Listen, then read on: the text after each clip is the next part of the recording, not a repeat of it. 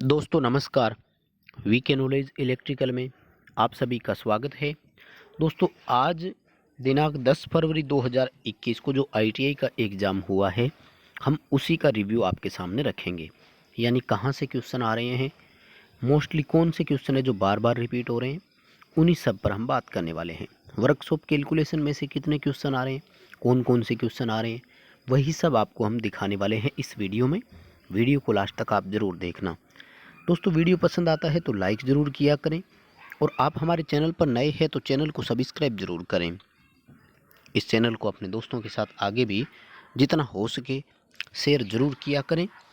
दोस्तों 10 फरवरी को जो इवनिंग में पेपर हुआ है, हम उसी के बारे में बात करेंगे। चलिए दोस्तों शुरू करते हैं। दोस्तों सवाल है कि प्रकाश की तीव्रता नापने के लिए किस रजिस्टर का उपयोग करते हैं। देखो दोस्तों, प्रतिरोधक होते हैं 4 तरह के: LDR, VDR, NTC, PTC. NTC negative temperature coefficient, PTC positive temperature coefficient. VDR voltage dependent register और एलडीआर लाइट डिपेंडेंट रजिस्टर।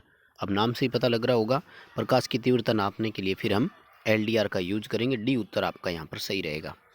आगे दोस्तों सवाल पूछा कि आपको चित्र में एक कॉन्टेक्ट दिखाया गया है जिसे एक्स के रूप में हमने दर्शाया, बताइए इस कॉन्टेक्ट का नाम क्या है। दोस्तों ये कंट्रोल पैनल है, एक तरह से सिंगल फेज ड्यूअल स्टार्टर का समझ सकते हो आप। यानी एक साइड से फेज आ रहा है, एक साइड से न्यूट्रल आ रहा है, ये कॉन्टेक्टर कॉइल है।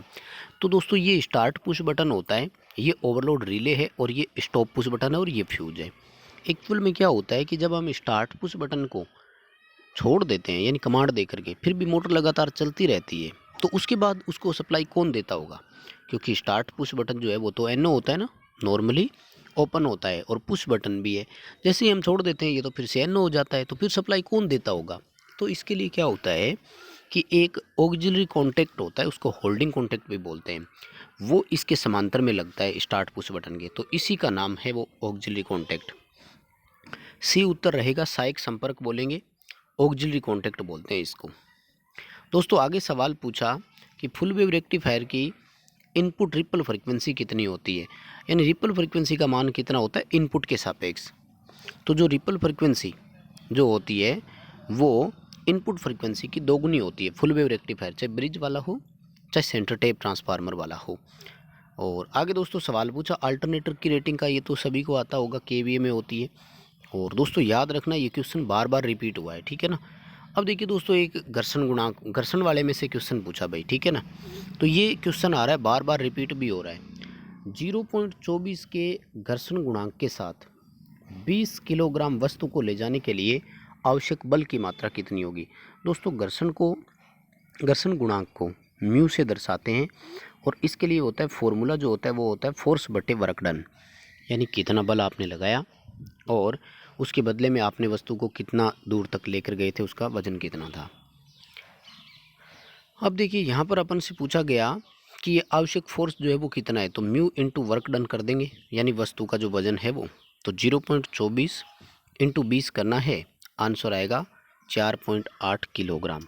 अपने इस क्वेश्चन का आंसर ए हो जाएगा। ये वर्कशॉप कैलकुलेशन एंड साइंस का क्वेश्चन है दोस्तों, ये क्वेश्चन आया है पेपर में और पहले भी कई बार आ चुका है, ये रिपीट हुआ है, इसलिए इसको आप अच्छे से ज़रूर पढ़ कर जाएं दोस्तों। फिर आगे सवाल पूछा ये वाला, ठीक है ना, बीच वाला जवाब, कि उस बिंदु का नाम क्या है जिस पर शरीर के सभी भार केंद्रित हो जाते हैं, तो उसे सेंटर ऑफ ग्रेविटी बोलते हैं दोस्तों, गुरुत्वाकर्षण का केंद्र बोलते हैं।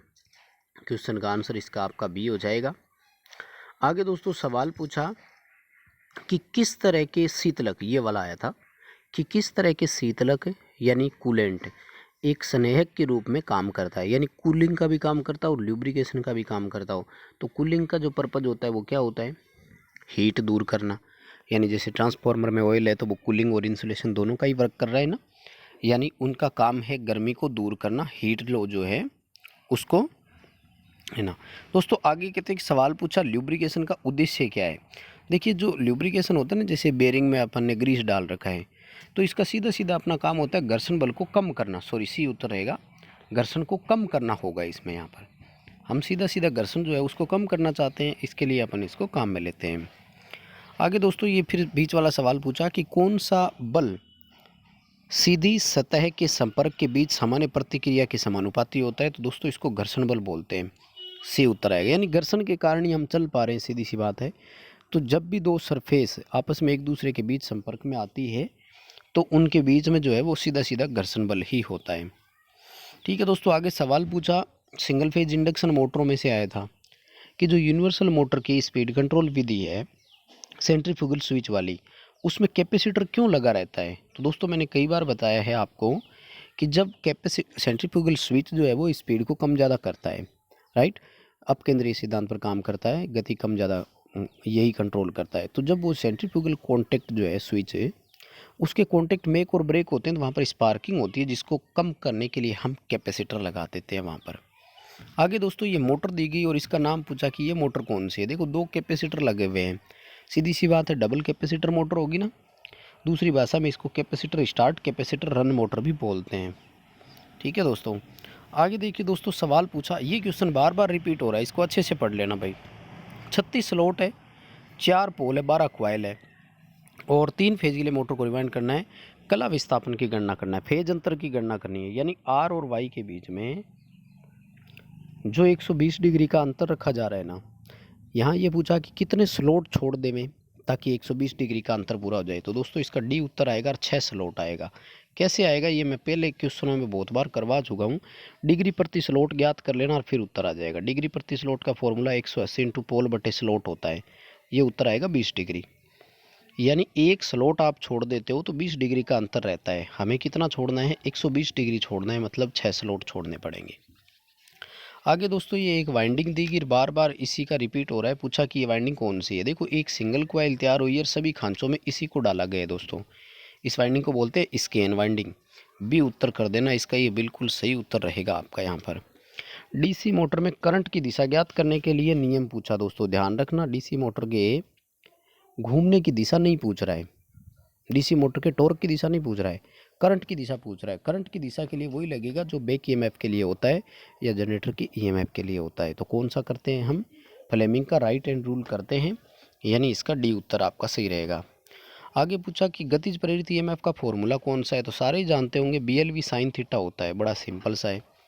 बी का मतलब फ्लक्स घनत्व है, एल का मतलब चालक की लंबाई, वी का मतलब है वेलोसिटी, चालक का वेग कितना था, और साइन फाई है चालक और चुंबकीय क्षेत्र के बीच जो छेदन का कोण होता है वो।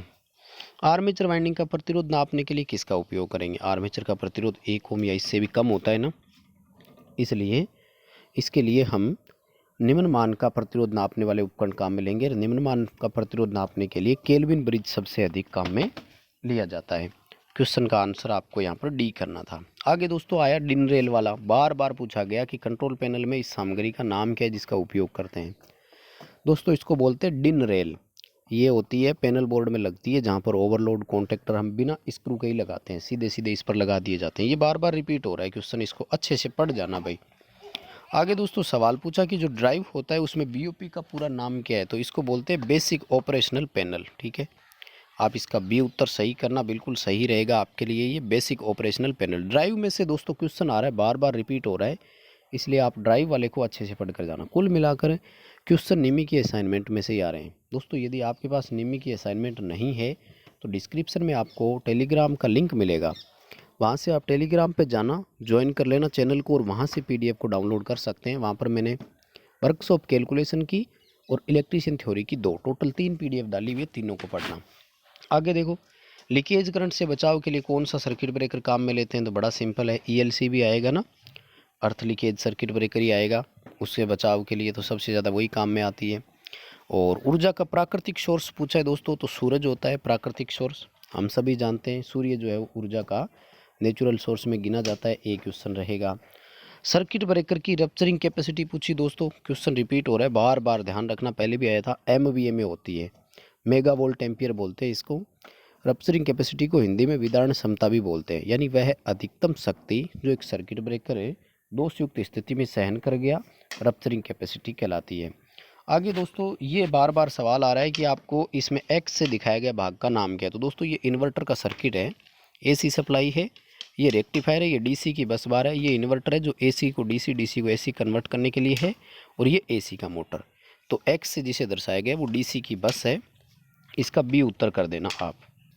तो बस दोस्तों लगभग इसी तरह के क्वेश्चन पूछे गए थे तो आप कंप्लीट लगभग इन्हीं क्वेश्चंस को रिपीट करें। कुल मिलाकर निमी की असाइनमेंट आप पढ़ें। तो वीडियो पसंद आया दोस्तों इसे लाइक ज़रूर कर देना, और चैनल पर नए हो तो सब्सक्राइब ज़रूर करें। नोटिफिकेशन बेल आइकन को भी प्रेस कर लें। हम इसी तरह के अपडेट आप तक पहुंचाते रहते हैं। जैसे ही एग्ज़ाम होता है उसमें आए मोस्ट क्वेश्चन आप तक हम पहुंचाते रहते हैं। चैनल को सब्सक्राइब ज़रूर करना, वीडियो लाइक करना, अपने दोस्तों के साथ इसे शेयर ज़रूर करना।